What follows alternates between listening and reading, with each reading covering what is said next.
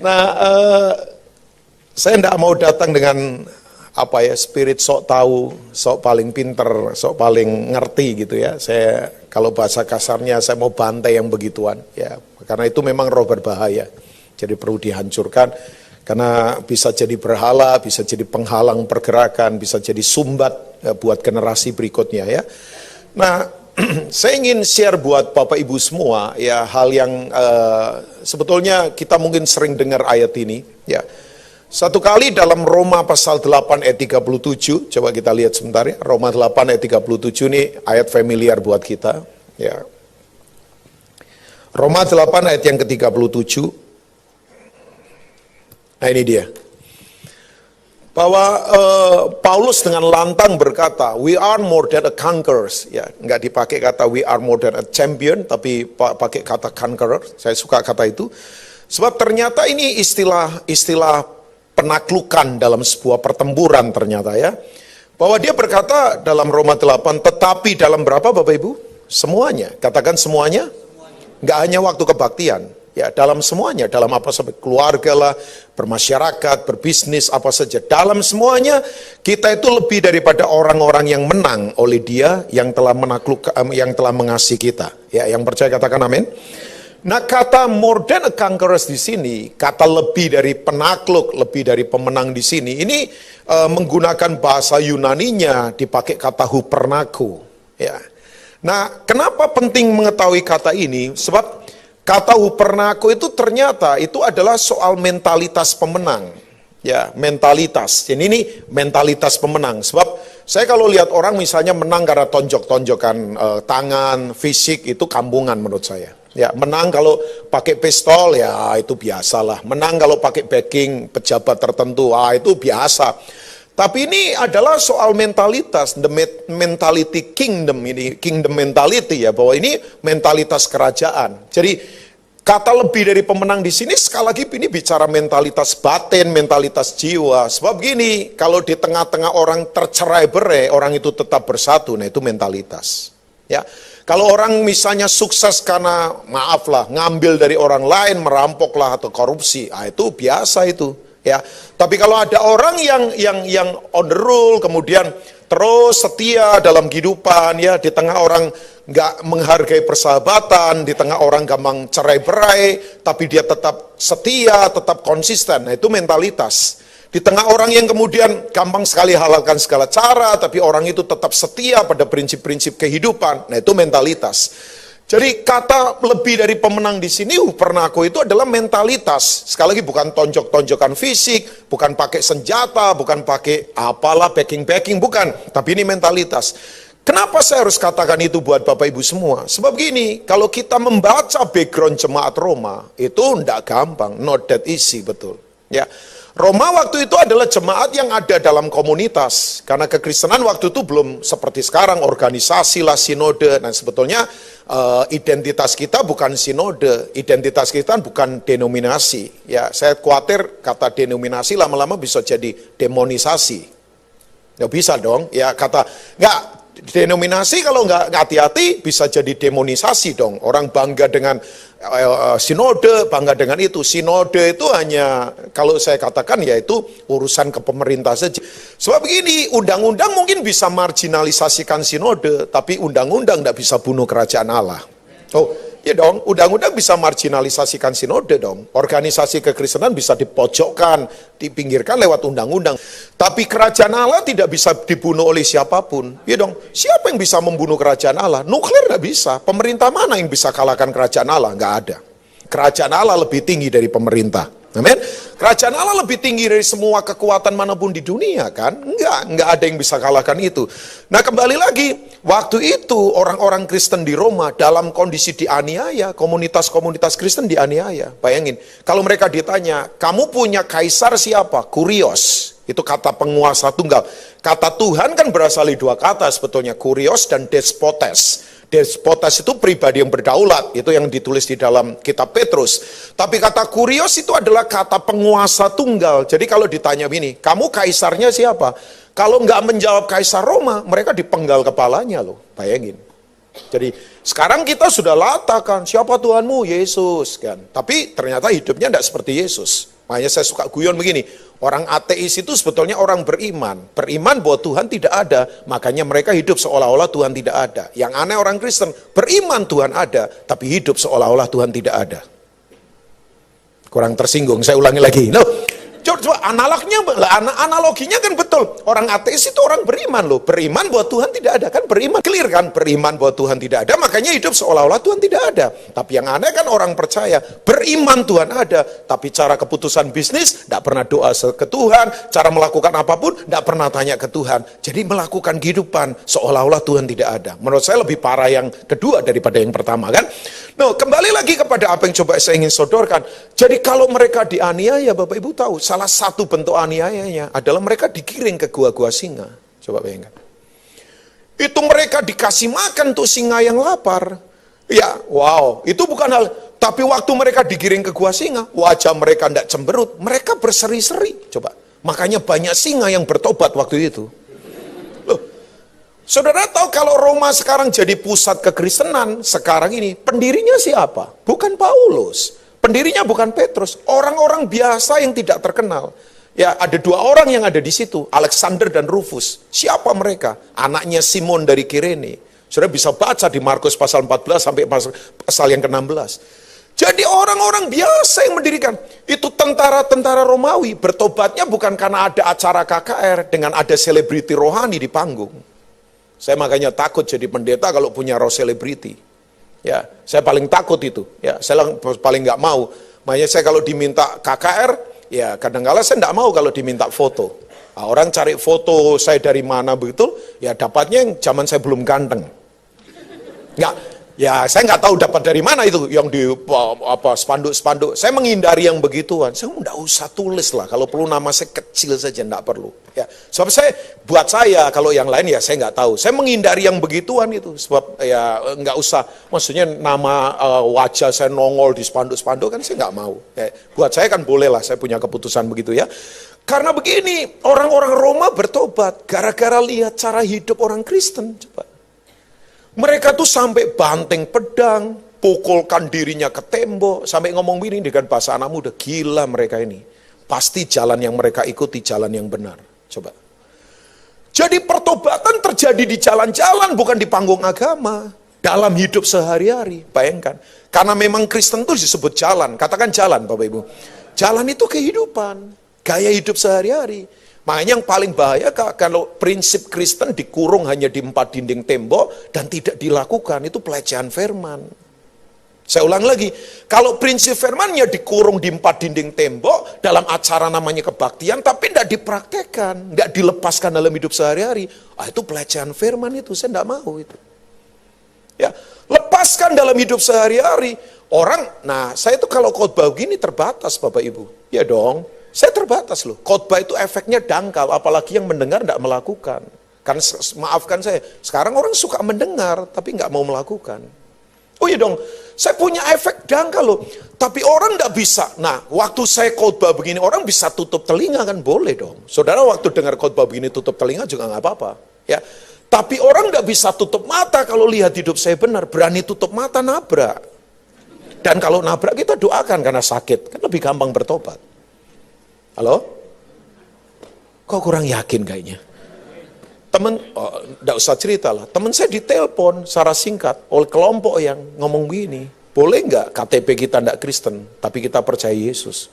Karena mereka ngomong, kami lihat cara hidup kalian beda memang. Coba. Wow. Jadi orang butuh gaya hidup kita. Orang butuh. Makanya ada satu hamba Tuhan namanya, bukan hamba Tuhan, ahli psikologi berkata, apa itu Kristen? Apa itu Kristen? Abraham Maslow kan, teori Maslow kan, yang sekolah psikologi pasti tahu ini dengan orang ini. Apa itu Kristen? Nah, saya ingatkan, semua kata yang dimulai dari kata ujungnya pasti nggak enak. Jadi saudara kalau dipuji dengan kata jangan bangga dulu. Ganteng sih ganteng, tapi pendengaran kurang. Nah, itu kan nggak enak itu ujungnya ya. Semua kata yang dimulai dari kata pasti nggak enak. Apa itu Kristen? Kristen itu orang-orang yang mengajarkan pengalaman-pengalaman dari orang-orang yang mengalami pengalaman-pengalaman yang dia sendiri tidak pernah alami, diajarkan pada orang-orang yang orang-orangnya juga tidak pernah mengalami pengalaman-pengalaman tentang orang-orang yang mengalami pengalaman-pengalaman itu. Saya ulangi lagi. Dan dia berkata begini, apa itu Kristen? Kristen itu orang-orang yang mengajarkan pengalaman-pengalaman dari orang-orang yang mengalami pengalaman-pengalaman yang dia sendiri tidak pernah alami pengalaman-pengalaman itu, diajarkan pada orang-orang yang orang-orangnya juga tidak pernah mengalami pengalaman-pengalaman itu tentang orang-orang yang mengalami pengalaman-pengalaman itu. Saya ulangi sekali lagi. Nah, gampang sebetulnya, tapi karena ini ahli psikologi kan diputar-putar. Apa itu Kristen? Kristen itu orang-orang yang mengajarkan pengalaman-pengalaman dari orang-orang yang mengalami pengalaman-pengalaman, tokoh-tokoh Alkitab yang dia sendiri tidak pernah alami, diajarkan pada orang-orang yang orang-orangnya juga tidak pernah mengalami pengalaman-pengalaman itu tentang orang-orang yang mengalami pengalaman-pengalaman itu. Yang bingung-bingunglah, kerajaan Allah sudah dekat. Nah, kalau ditarik sebenarnya teori saja, cuman ngajarin pengalaman, yang mendengar tidak mengalami, yang ajarkan tidak alami. Dari orang-orang yang mengalami pengalaman. Nah, saya berdoa begini, waktu kita bicara, kami lebih dari pemenang, karena kita ngalami. Coba lihat ayat 35. Wow. Saya sadar nggak gampang hadapin ini. Waktu itu, Roma dipimpin oleh kaisar, psikopat, sakit jiwa. Ganas, jahat, ngawur. Pemimpin kalau udah ngawur, semua ngawur. Sudah tahu, orang itu namanya Nero. Dan dia yang memenggal kepala dari penulis kitab ini. Jahat, kejamnya luar biasa, Kaisar Nero. Sampai ada penulis buku ngomong begini, kalau engkau punya anak, kasih nama Paulus. Tapi kalau engkau punya anjing, kasih nama Nero. Jangan dibalik. Ya, dan saya keliling ke beberapa kota di Indonesia. Saya ketemu banyak anjing yang ganas-ganas, namanya Nero. Karena orang ini sangat kejamnya luar biasa. Nah, kekristenan dianiaya dengan cara begitu. Coba saudara. Makanya Kristen itu kalau, gaya hidupnya murahan, gampangan, aneh banget, aneh. Saya tidak mau Kristen begitu. Oh ya, nggak cari masalah. Tapi kekristenan harus lahir dari mentalitas yang sangat luar biasa. Coba, daftar ini kalau saya sebut high risk ini, semua risiko tertinggi kehidupan mereka tantang. Bayangkan, mereka tantang semua risiko tertinggi kehidupan yang dihindari oleh orang. Orang sekarang kan takut lapar, takut telanjang, karena takut berpakaian nggak mahal-mahal, sampai halalkan segala cara, termasuk korupsi lah, takut nggak nggak diapresiasi statusnya, sampai halalkan segala cara. Karena menghindar risiko tertinggi. Ini semua daftar high risk. Mereka tantang. Coba. Semua risiko tertinggi dalam kehidupan mereka tantang. Siapakah yang akan memisahkan kita dari kasih Kristus? Bukan dari sinode loh. Bukan dari organisasi loh. Dari kasih Kristus. Penindasankah? Kesesakankah? Penganiayaan? Atau kelaparan? Atau ketelanjangan? Atau bahaya? Atau pedang? Coba. Ini semua risiko tertinggi yang orang hindari. Mereka tantang. Hebat ya. Bahkan ayat 36, saya kaget sekali. Mereka berkata begini, seperti ada tertulis, oleh karena siapa? Engkau. Engkau di sini siapa Bapak Ibu? Yesus. Alasan kita menderita harusnya karena Yesus, jangan karena yang lain. Oleh karena engkau, kami ada dalam bahaya maut sepanjang hari. Bayangkan. Kami telah dianggap sebagai domba-domba sembelihan. Coba. Wow. Ini mereka orang-orang yang mentalitasnya memang luar biasa. Nah, saya kemudian punya pertanyaan. Mengapa mereka berani berkata, we are more than a conquerors? Ya, mengapa mereka berani berkata, kami ini lebih dari para penakluk? Alasannya apa sebetulnya? Nah, saya kasih beberapa prinsip simple yang saya kembali kepada firman Tuhan. Sebab yang pertama, Bapak Ibu, yang pertama ini, alasannya mengapa mereka kuat dan berkata kami lebih dari pemenang. Sebab yang pertama, ini dia. Mereka mengalami realita bahwa Tuhan yang besar itu diam di dalam mereka. Ini yang disebut dengan prinsip membangun kedalaman. Nah itu. Jadi yang pertama, mereka itu kuat, mereka itu perkasa, mereka berani berkata, siapa yang bisa memisahkan kami dari kasih Kristus? Sebab yang pertama, mereka itu mengalami sebuah kenyataan realita. Realita, katakan realita Bapak Ibu.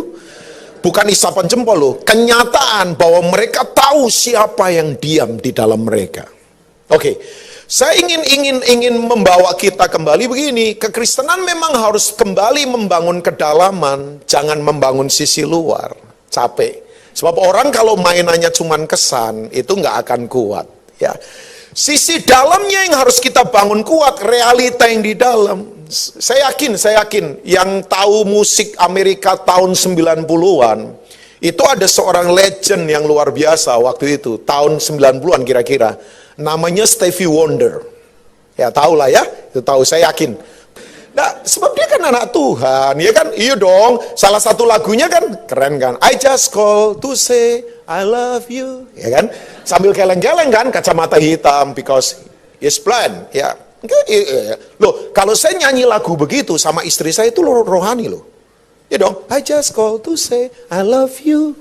Ya dong, daripada aku percaya kau Tuhan tapi sama istri orang lain. Nah, itu lebih nggak rohani itu. Nah, dia nyanyi lagu kan bagus-bagus kan itu, Stevie Wonder. Nah, yang luar biasa, wah ini dia. 15 tahun dia nggak keluarkan album. Karena dia tahu diri banyak muncul penyanyi-penyanyi baru. Dan saya beritahu, penyanyi kalau kehilangan panggung, kehilangan tepuk tangan sorot lampu, kehilangan penggemar, bisa post power syndrome loh. Oh iya. Oh kayak pendeta. Pendeta itu kalau kehilangan mimbar, bisa post power syndrome. Makanya dari tadi saya kan agak jauh dari mimbar. Nah, bukan itu isunya ya. Nggak, ada pendeta juga kalau kehilangan mimbar bisa bingung loh, bisa khawatir loh. Nah, orang ini berkata begini, dalam albumnya dia yang setelah 15 tahun nggak keluarkan album. Ada yang tahu nggak albumnya dia terakhir? Judulnya, title-nya ada yang tahu nggak? Oh, nggak ngikutin ya? Lagunya bagus judulnya, A Time to Love, waktu untuk kasih. Wow. Nah, dalam salah satu lagunya dia jujur berkata begini, saya waktu kehilangan panggung, muncul para penyanyi baru, kan banyak yang baru kan, One Direction lah, Michael Bublé, kemudian siapa lagi? Wow, saya suka Michael Bublé. Nah, Michael Bublé kalau nyanyi kan kayak orang jalan begitu kan, kayak orang jalan nyantai begitu. Nah, muncul penyanyi-penyanyi baru kan, yang baru-baru, seger-seger. Nah, dia ngomong jujur loh, dia berkata begini, ketika saya kehilangan album, kehilangan penonton, kehilangan panggung, saya mau stres, saya mau lari ke obat, saya mau bunuh diri, karena saya merasa hidup ini tidak berarti. Makanya saya belajar, jangan menaruh rasa aman di pekerjaan kita. Saya tidak mau menaruh rasa aman di mimbar. Mimbar hilang, saya bisa stres. You know, orang-orang tua jangan menaruh rasa aman hanya dengan kiriman anak-anak kita. Anak-anak kita bisa hilang. Makanya, oh iya, ibu-ibu jangan menaruh rasa aman di gaji suami. Gaji suami bisa hilang. Rasa aman kita kalau ditaruh pada yang salah, begitu titik itu digoncang, stres kita dan bisa gila loh. Tuh, dia berkata begini, rasa aman saya di panggung, rasa aman saya penyanyi, rasa aman saya album, rasa aman profesi saya. Tapi saya sadar, saya sudah mulai tua, saya kehilangan banyak penggemar, saya kehilangan panggung, jarang lagi orang undang saya untuk konser, jarang lagi produser mau membuatkan album buat saya. Saya stres, dan dia berkata begini, saya sempat lari ke minum-minuman keras. Saya sempat lari kepada obat penenang. Bahkan dia ngomong, saya sempat mau bunuh diri dalam hidup ini. Nah, tadi pagi saya sudah compare dengan satu orang hebat, namanya Robin Williams. Meninggal, karena tidak tahan yang di dalam. Maka saya beritahu buat saudara, yang di luar kita tidak bisa bunuh kita, kalau yang di dalam kita, kita kuat. Nah, mainan kita jangan di luar lagi, di dalam. Sudah menangkap ya? Wah, saya susah membahasakannya. Setuju atau tidak? Tuhan yang dahsyat diam di dalam kita. Saudara percaya nggak bahwa kita ini tatanya Tuhan? Lah buat apa rebutan tata di luar kalau kita ini tatanya Tuhan? Ada realita di dalam, siapa yang di dalam kita? Wah, karena saya tahu ini, saya tidak akan tampar istri saya, sebab saya tahu siapa yang di dalam saya. Kekuatan itu. Tapi Stevie Wonder berkata begini, yang membuat saya bertahan sampai hari ini, walaupun tidak gampang harus jalani proses ini, saya cuma tahu satu hal, Tuhan di dalam saya selalu menguatkan saya tiap hari. Coba Bapak Ibu baca Kolose 1, coba lihat kita sebentar ya.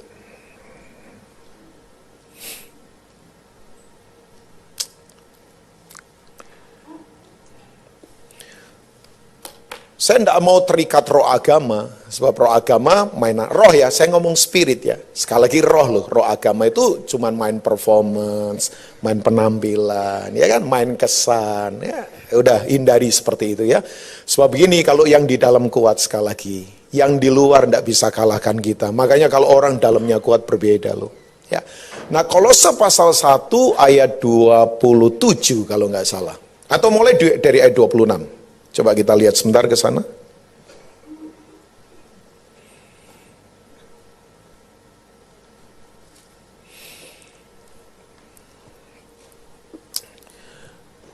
Bahkan saya mengingatkan saudara, jangan memberi dalam pelayanan kalau didesak dari luar. Jangan.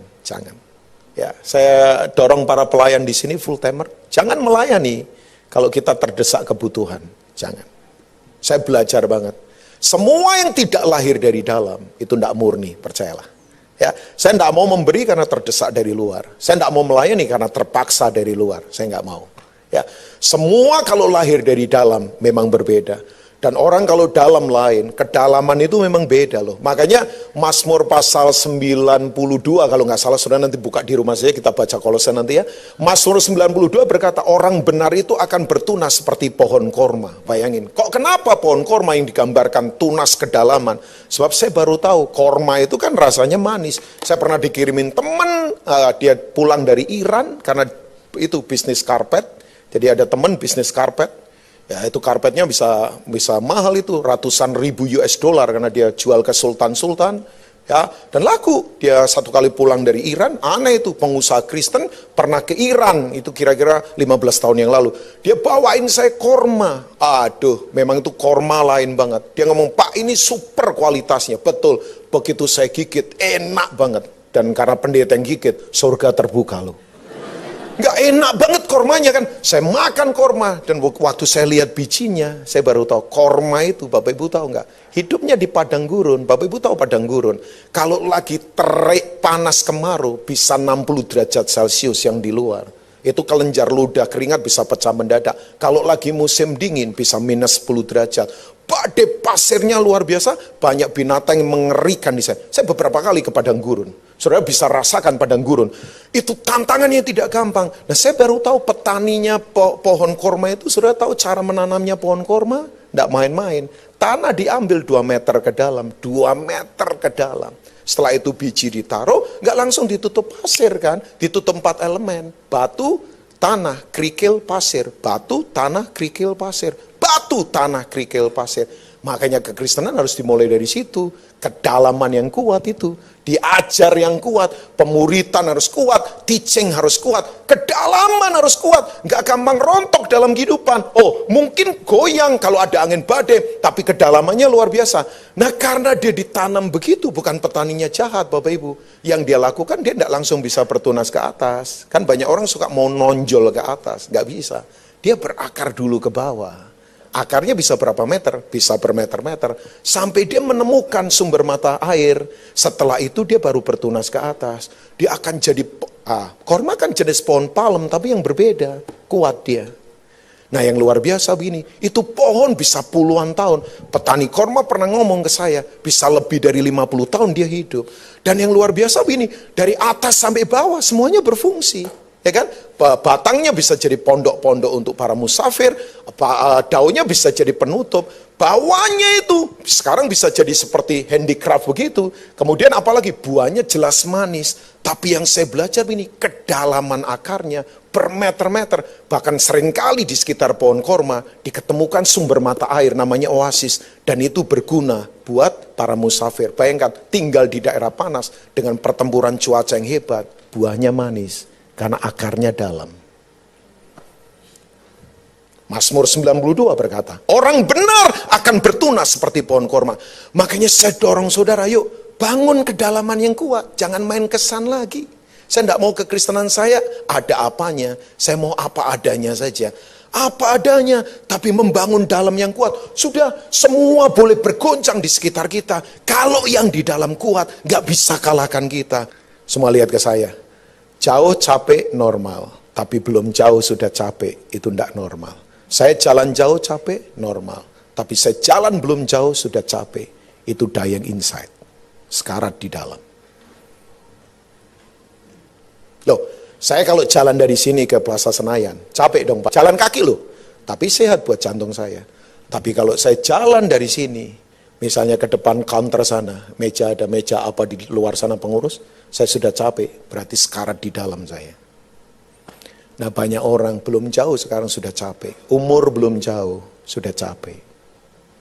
Umur belum tua, sudah capek. Nah itu dia, tidak membangun yang di dalam. Kok sedih semua wajahnya ya kayaknya ya. Saya merasa salah khotbah, menghakimi, padahal enggak loh. Sudah mau membangun yang di dalam? Enggak mainan kesan lagi. Mainan yang di dalam. Oke, ayat 26 sampai 27. Yaitu rahasia yang tersembunyi dari abad ke abad dan dari turunan ke keturunan, tetapi yang sekarang dinyatakan kepada orang-orang kudusnya. Wow. Jadi kalau tafsiran saya bisa salah sih. Abraham, Yusuf, Daud, Yeremia, Yesaya, Daniel belum tahu rahasia ini. Bukan nggak pinter, belum dibuka. Mau pinter kalau Tuhan belum buka, nggak tahu. Belum dibuka soalnya. Bukan mereka nggak pinter, oh saya bodoh banget dibandingkan Daud. Daud lebih pintar dari saya. Tapi belum tahu karena belum dibuka. Nah rahasia itu isinya apa? Ayat yang ke-27. Kepada mereka Allah mau memberitahukan betapa apa? Kaya dan apa? Mulianya rahasia itu di antara bangsa-bangsa lain. Yaitu Kristus ada di tengah-tengah kamu. Baca berikutnya Bapak Ibu 23. Kristus yang adalah pengharapan akan kemuliaan. Tolong ditahan screen sebentar. Sayang ya, terjemahnya LAI kurang tepat. Bukan salah loh. Sebab arti profetiknya beda banget. Kalau Kristus di tengah-tengah kita, agamawi. Saya dengan tim musik itu, Kristus di tengah-tengah kita, berarti Kristus di luar, agamawi. Padahal mainan kita bukan di luar. Makanya saya tidak mau lagi mainan panggung agama. Ini hanya ekspresi saja dalam pelayanan. Mainan saya sesungguhnya kan bukan di situ. Nanti main kesan. Kemarin ada teman ngomong ini, Pak Rubin pendeta banyak yang jatuh sekarang. Ya saya ngomong jangan dihakimi. Teman-teman saya para pelayan banyak yang bertumbangan Pak. Selingkuh lah, moralitas lah, duit lah dan sebagainya. Saya ngomong jangan dihakimi. Sebab memang bahaya kalau kita hanya menonton orang dari luar. Nanti kesan, sebab kalau kesan nanti ketemu dua kata. Saya kira, ternyata. Ya dong, kesan kan? Tapi ternyata, nah makanya saya tidak puas. Masa terjemahannya Kristus di tengah-tengah kita sih? Kan itu mainannya luar berarti. Tolong keluarkan King James Version-nya. Nah ini dia. Itu bagian terakhir saya suka. Tadi diterjemahkan bahwa Kristus di tengah-tengah kita. Tapi dalam terjemahan King James-nya lain banget. Which is Christ in you. Coba tunjukkan ke saya in you Bapak Ibu. In you. Nah, saya dituding. Saya nuding saudara, saudara nuding saya. In you. Bahwa Kristus di dalam kita, bukan di luar, bukan di tengah. The hope of glory. Bahwa Kristus diam di dalam kita, bayangkan. Ya kan? Saudara percaya Tuhan hadir di sini? Tapi maafkan saya, Tuhan tidak diam di sini. Sayangnya, sekarang tempat kehadirannya Tuhan bagus-bagus. Sementara tempat kediamannya Tuhan nggak diurus. Coba, saya pernah khotbah di satu gereja yang seatnya 18.000 orang, bayangkan. Itu kalau nggak pakai screen, mungkin yang paling ujung belakang harus lihat saya pakai teropong. Bayangkan. Ya kan, tapi screennya bagus, alat musiknya bagus. Narik listrik katanya per bulan hampir 200 juta. Untuk bayar listrik, operasional dan sebagainya. Hampir 200 juta. Saya ngomong sama pengurusnya, gak apa-apa. Cuman begini, Tuhan tidak diam di gedung manusia. Tuhan diam di buatan tangannya, yaitu kita. So ini, hadir itu tidak permanen. Sementara diam permanen. Tuhan hadir di sini, yang setuju katakan amin. Tapi Tuhan tidak diam di sini. Tuhan tidak diam di sini. Tuhan diam di sini. Maka itu sayangnya, tempat kehadiran Tuhan bagus-bagus. Tapi tempat kediamannya Tuhan gak dibangun kuat.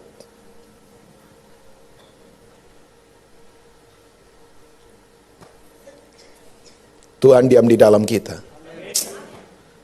Wow. Ya, saudara yakin gak Tuhan diam di dalam kita? Wow. Wow. Saya tidak mungkin miskin. Saya tidak mungkin miskin kalau saya benar. Saya tidak mungkin jadi pengemis. Dan memang saya tidak pengemis kok. Sampai sekarang. Loh.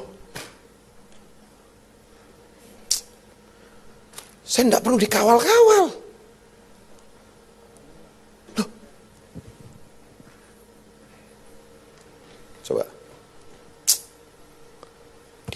di dalam kita.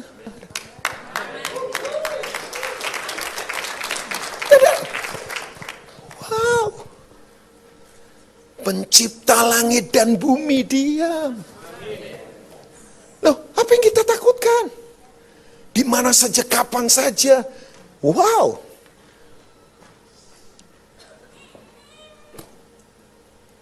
Dahsyat ya? Oke, saya tutup dengan yang kedua. Yang pertama realita, katakan realita. Kenyataan harus dialami. Kalau isapan jempol percuma. Agamawi. Alami dong, alami. Ada yang dari Ambon? Ambon. Oh banyak. Saya nggak tanya yang di sana. Saya tahu yang di sana banyak. Saya tanya yang di depan. Sudah mereka itu Ambon semua. Makanya suaranya bagus-bagus kan. Orang Ambon nguap saja nggak fals. Haleluya. Itu nguap. Nggak ada orang tepuk tangan saja fals. Tapi kalau ngitung duit jago. Nah itu panggilannya lain memang. Saya cinta Ambon loh. I love Ambon. Saya cinta Ambon. Setahun saya bisa 2-3 kali ke Ambon. Ya hopefully tahun depan akan lebih banyak. Ambon, Manise. Oh iya, Ambon luar biasa. Dan sudah tahu nggak, Injil masuk ke timur pertama kali, itu lewat Ambon. Ambon. Tapi memang kan Belanda dan sebagainya banyak di sana. Dan orang Belanda kebanyakan orang Jewish kan dulunya. Nah itu, kalau kita telusuri luar biasa. Enggak, saya cerita buat Bapak Ibu semua. Kalau ada ibadah yang sekarang, nyanyi itu seperti touching heaven, menyentuh surga di sana loh. Mereka nyanyinya lagu kidung-kidung pujian. Bila kau tidak bersamaku, ku tak mau melangkah, ku perlu Tuhan, tuntun langkahku dalam kasih karuniamu. Itu lagu-lagu yang begitu tuh. Ya lagunya Pak Niko yang lama itu. Ya Tuhan punya mula, kebesaran dan kejayaan. Lagu-lagu begitu. Aduh, saya kalau ibadah di sana, sepanjang ibadah nangis. Saya ngomong sama Pak Kris, Pendeta Kris, Pak Kris, saya enggak usah khotbah, ngapain orang sudah dijamah Tuhan dikotbahin. Saya yang perlu dikotbahin. Nah, tapi yang dia ngomong, loh kamu kita undangan untuk khotbah, ya jadi tetap khotbah. Ya saya tetap khotbah kan, dalam tanda petik. Tapi setelah itu kan makan ikan segar yang penting kan. Tapi saya tanya, memang mereka bukan hanya penyanyi, penyembah. Saudara tahu nggak yang singers? Itu after riot tahun 2000-an, mereka ngalami siapa Tuhan. Orang nyanyi setelah ketusuk-tusuk lehernya, anaknya mati. Saya nggak ngomong politik kan tahun 2000 riot. Mereka ngalami siapa Tuhan. Oh cara nyanyi beda. Karena ngalami realitas siapa Tuhan. Bayangkan, di titik ujung maut Tuhan selamatkan. Wih, saya dengar kesaksian ribuan. Saya nangis dengar kesaksian mereka. Dan mereka ngomong gini, kita ngalami siapa Tuhan Pak Rubin. Roh agamawi runtuh. Kita dulu merasa kita Kristen. Oh, orang Ambon ditanya agamamu apa? Lebih menjawab mantap dari Kristen. Kristen.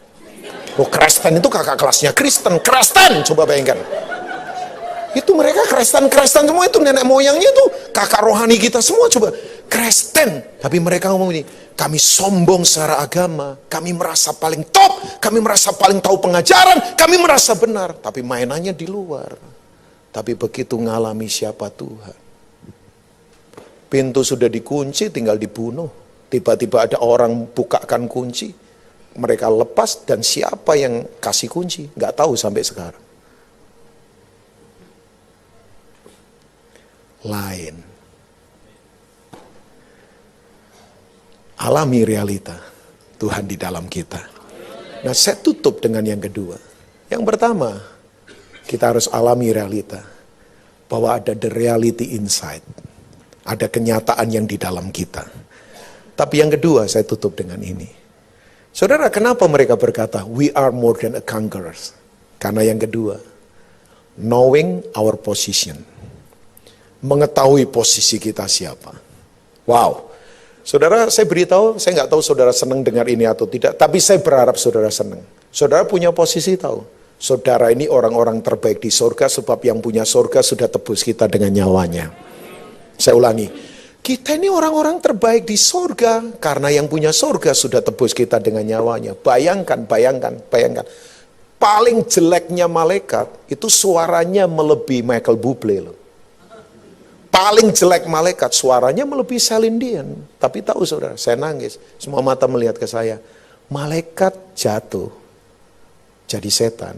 Sementara kita jatuh, ditebus jadi anaknya. Malaikat jatuh dibuang jadi setan. Coba, malaikat jatuh dibuang jadi setan. Sementara kita yang di bawah ditebus jadi anaknya. Loh, saudara tahu Natal? Semua yang dilihat itu lebih penting daripada yang dipunggungi. Natal itu begini, sorga itu tidak penting, dia tinggalkan demi kita loh. Saya kalau khotbah menghadap saudara berarti panggung sana tidak penting walaupun mahal karpetnya dan apalah terserah. Karena saudara lebih penting. Kalau saya khotbah begini, berarti ini lebih penting, saudara tidak penting. Surga dipunggungi, sementara semua agama kan mau masuk ke surga, tapi demi kita, surga ditinggal. Karena Tuhan lagi ngomong begini, surga kalau nggak ada kita, sepi. Enggak. Makanya kalau kita, nah, orang tahu posisi nggak bingung, orang bingung nggak ketipu, orang ketipu nggak akan kalah, orang nggak kalah nggak diperbudak. Kenapa orang diperbudak karena kalah? Kenapa orang kalah karena ditipu? Kenapa orang ditipu karena bingung? Kenapa orang bingung karena tidak tahu posisi? Tidak tahu posisi membuat orang bingung, bingung membuat orang gampang ditipu. Orang gampang ditipu pasti kalah, orang kalah pasti diperbudak, orang diperbudak karena kalah, orang kalah karena ketipu, orang ketipu karena bingung, orang bingung karena tidak tahu posisi. Tidak tahu posisi menciptakan kebingungan, bingung membuat orang gampang ketipu, ketipu membuat orang kalah membuat orang diperbudak karena kalah, karena dia ketipu, karena dia bingung, karena dia tidak tahu posisi. Loh, maafkan, sampah tidak saya makan, karena saya tahu siapa saya. Kalau saya makan sampah, saya nggak sehat. Saya diperbudak sampah. Paling nggak enak jadi orang yang nggak feel free loh. Dan ciri orang nggak feel free, nggak tajam. Tunjukkan pada saya orang yang tumpul, dia punya kepentingan. Kenapa orang jilat? Nggak feel free. Kenapa orang tidak melakukan kebenaran? Nggak feel free. Kalau orang tahu posisi, beda memang. Knowing our position. Oh yes. Wow. Nah saya kaget, saya akan tutup dengan Efesus pasal pertama. Mungkin ayat 3 sampai ayat yang kelima. Saudara nanti baca sampai ayat 14. Ya, Efesus pasal pertama. Nah, Efesus 1 ayat yang ketiga, yang bawa Alkitab, judulnya apa itu? Kekayaan orang-orang terpilih. Saudara orang terpilih?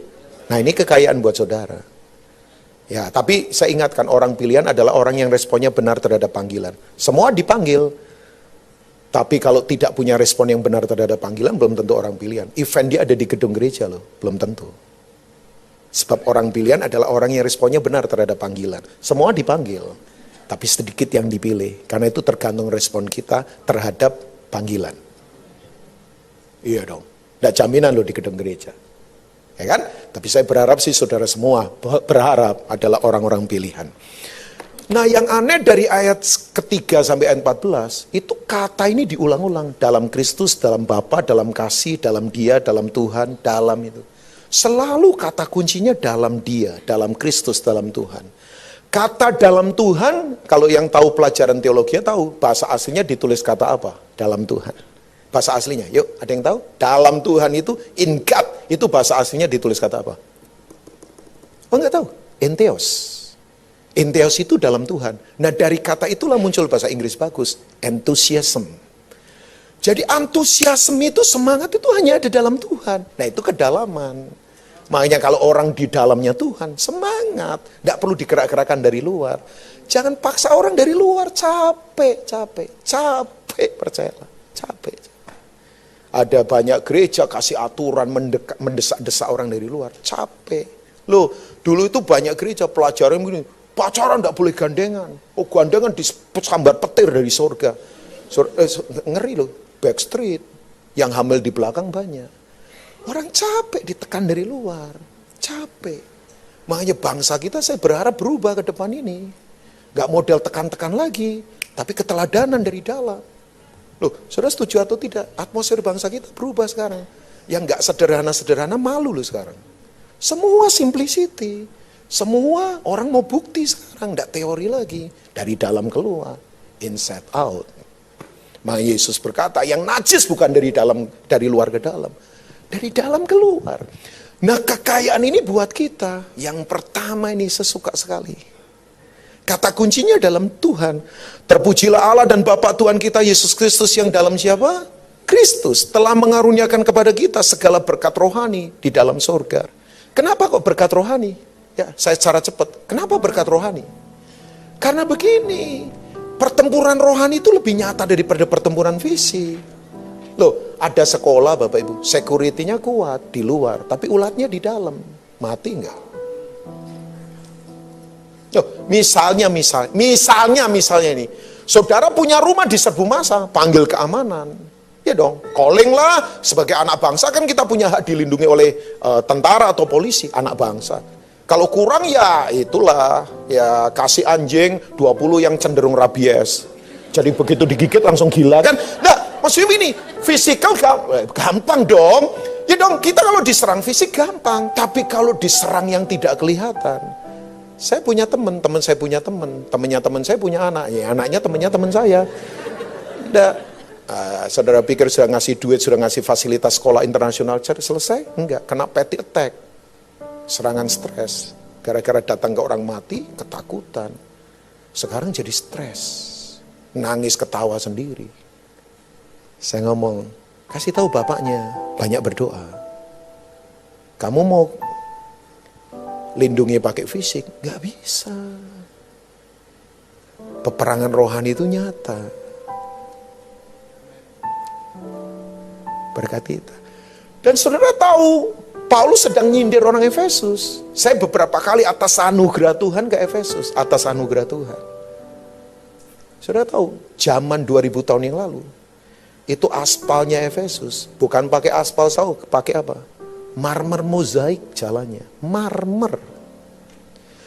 Karya seni sastra kebudayaan tinggi. Mereka punya tempat yang sampai hari ini jadi keajaiban dunia. Namanya Kolosum. Tapi Paulus sedang berkata, harta yang sesungguhnya bukan fisik. Harta sesungguhnya itu harta rohani. Efesus dan kota hebat di dunia dibandingkan surga nggak ada apa-apanya. Surga penuh emas. Ya kan? Makanya saya suka ngomong sama istri saya. Jangan khawatir, kamu punya emas gede loh. Salah satunya emas rubin. Lah, 83 kilo loh. Coba bayangkan. Nah, nggak itu guyon saja supaya kita kan kadang kala stres perlu guyon juga. Nggak, tapi saya beritahu buat saudara. Harta surga dibandingkan di dunia nggak ada apa-apanya. Tapi saya tanya buat saudara, yang paling berharga di surga siapa? Yesus. Sayang ya, makanya sekarang banyak orang suka surga, tapi tidak suka sama pemiliknya surga. Surga dijual, sementara pemiliknya tidak dikejar.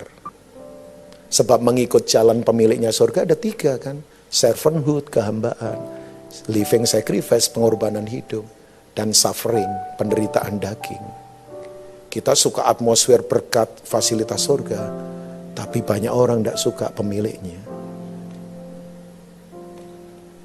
Makanya maafkan saya, tujuan tertinggi kekristenan bukan masuk surga. Tujuan tertinggi kekristenan menjadi seperti Yesus. Buat apa ketemu kerajaannya kalau nggak ketemu rajanya? Ketemu rajanya, kerajaannya kita dapat. Harta kita rohani dahsyat. Saya lompat langsung ke 5. Selesai sudah. Dalam kasih ia telah menentukan kita dari semula oleh siapa? Yesus Kristus untuk menjadi anak-anaknya sesuai dengan kerelaan kehendaknya. Bayangkan. Ini harta kita yang kedua adalah kultur anak. Coba bayangkan. Saya bukan budak, saya anak. Kulit boleh hitam enggak lah, sawo matang kali ya. Enggak, kalau hitam ini Orang kalau nyebut saya hitam kebangetan loh. Loh, hitam ini monitor ini. Jas kita, jas kamu hitam ya. Enggak lah, kamu juga enggak hitam. Nah, saya masa hitam, saya kulit sawo matang, manis loh. Makanya istri saya pilih saya. Nah, orang ngomong gini, Pak Rubin enggak punya fasilitas sederhana. Enggak apa-apa. Saya tahu kultur saya anak. Sudah tahu anak. Anak bekerja bukan demi gaji. Anak bekerja demi kehormatan Bapa. Karena warisan turun pada anak. Anak itu tidak berkata begini, saya dapat apa di sini? Anak selalu berkata, saya bisa memberi apa? Tahu Brian Duncan? Pasti tidak tahu. Brian Duncan pengarang lagu, seangkatan Michael W. Smith. Satu kali dia ngarang lagu, judulnya Child's Love. Keren itu lagu. Jadi dia lagi liburan di resort, ya karena pekerjaannya tukang bikin lagu, lagi bikin lagu. Lagi ngopi begitu, lagi makan sandwich pagi-pagi. Anaknya 2 lari dari resort itu keluar. Masih kecil-kecil, 8-9 tahun begitu. Gulung-gulungan di rumput, semprot-semprotan air, tendang-tendangan bola. Tahu nggak? Anaknya tertawa ngakak lepas. Kan anak kecil kalau tertawa asik ya, lepas. Ya, kalau orang dewasa biasanya, kalau tertawa kan ada guratan-guratan politik begitu kan. Ini tertawa lepas saja tertawa. Padahal anak itu nggak terima gaji, belum kerja apa-apa, belum dapat apa-apa. Tiba-tiba Brian nangis. Dia ngomong gini, saya kehilangan tertawa seperti itu. Saya tertawa kalau album saya lagi laku. Saya tertawa kalau kiriman uang lagi datang ke rekening saya. Saya tertawa kalau saya lagi baik. Sementara anak ini gak ada apa-apa, tertawa. Lepas. Dia berkata, saya kehilangan hati seperti itu.